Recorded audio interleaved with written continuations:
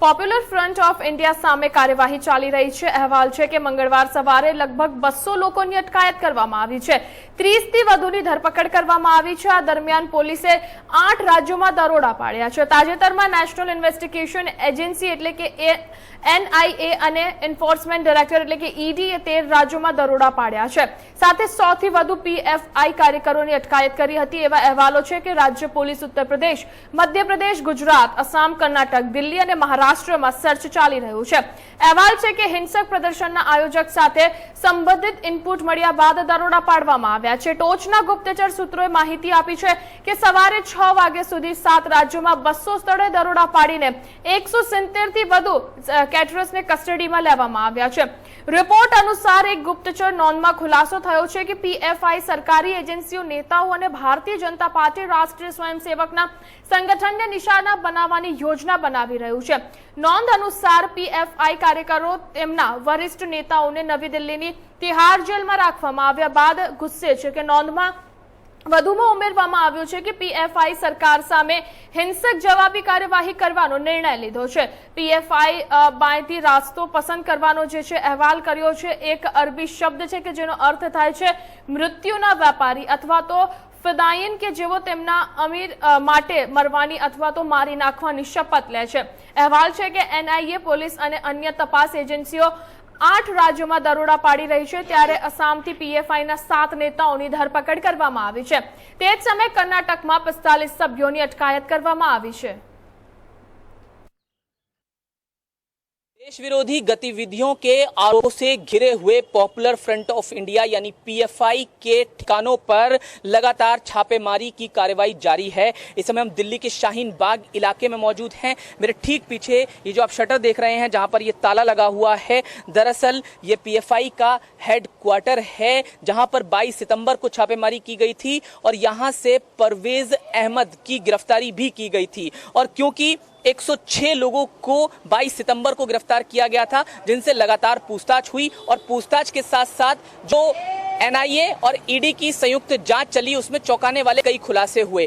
सूत्रों ने बताया कि NIA और ED के हाथ में कुछ ऐसे सबूत हैं जिसमें कहा जा रहा है कि PFI का कनेक्शन जो है मनी लॉन्ड्रिंग से लेकर देश विरोधी दूसरी गतिविधियों में रहा है। बताया यह गया था कि जो हवाला के जरिए भारत में पैसा आता था उसका इस्तेमाल आतंकी गतिविधियों को अंजाम देने के लिए किया गया, लेकिन लोन वुल्फ अटैक की भी योजना थी।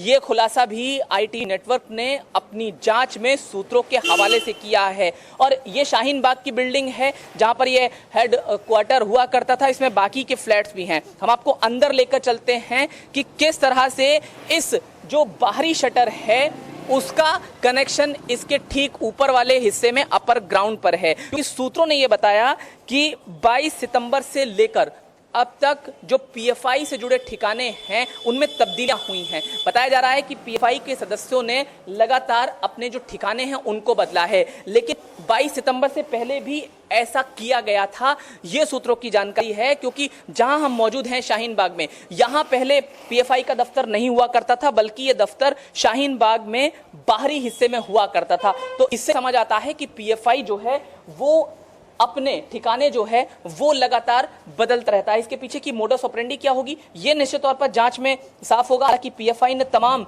जगहों पर यह कहा है कि उस पर जो आरोप लगाए गए हैं वो गलत हैं। धीरे धीरे हम आपको बिल्डिंग के ऊपरी हिस्से में ले जाने की कोशिश कर रहे हैं ताकि ये दिखा सके कि किस तरह से जो बाहर से हेडक्वार्टर दिखता है PFI का वो कैसा यहाँ दिखता है। ये वाला गेट हम आपको दिखाते हैं और यहाँ पर देखिए ये सील जो है वो लगाई हुई है। NIA ने ये सील यहाँ पर लगाई थी। ED और NIA की संयुक्त कार्रवाई के बाद यहाँ पर ये सील लगाई गई थी और इस दरवाजे के पिछले हिस्से में जो कमरा मौजूद है यहाँ से कुछ दस्तावेज कब्जे में ले गए थे और जो भी लोग 22 सितंबर को गिरफ्तार किए गए थे उनसे कुछ मोबाइल फोन भी कब्जे में लिए गए थे। और सूत्र बताते हैं कि उन्हीं मोबाइल फोन से कुछ डिटेल्स मिली हैं, कॉल डिटेल्स मिली हैं, जिनके आधार पर अब ये PFI पर कार्रवाई छापेमारी पार्ट 2 की गई है। क्योंकि खाड़ी देशों से भी इस पूरे मामले का कनेक्शन लगातार जुड़ा है। परवेज अहमद जो गिरफ्तार हुआ था उसके बारे में कहा गया था कि वो खाड़ी देशों में भी नौकरी कर चुका है और उसका कनेक्शन खाड़ी देशों में रहा है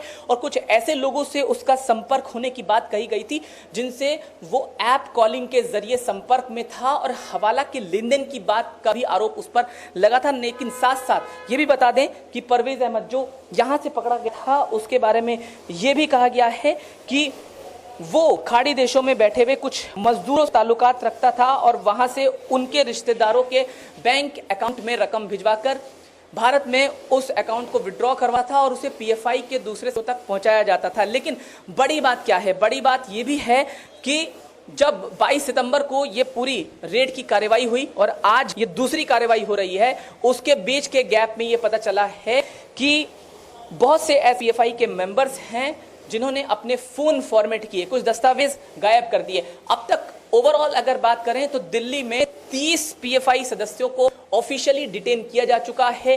जामिया थाना क्षेत्र जिसका ये हिस्सा शाहीन बाग भी है, इस इलाके में धारा 144 लागू कर दी गई है। किसी भी तरह के प्रोटेस्ट की इजाजत अब इस इलाके में नहीं है। कुल मिलाकर अगर केंद्रीय बिंदु कहें दिल्ली में तो शाहीन बाग का ये हिस्सा जहां पर हम मौजूद हैं और ये गेट जहां पर पीएफआई का हेडक्वार्टर बताया जाता है कि था और अभी भी यहां पर जब छापेमारी 22 सितंबर को हुई थी तब तक यहां पर कार्यालय चल रहा था। लेकिन अब दस्तावेज जो हैं तमाम यहां से कब्जे में लेकर, जैसा कि हमने बताया, जांच आगे बढ़ रही है।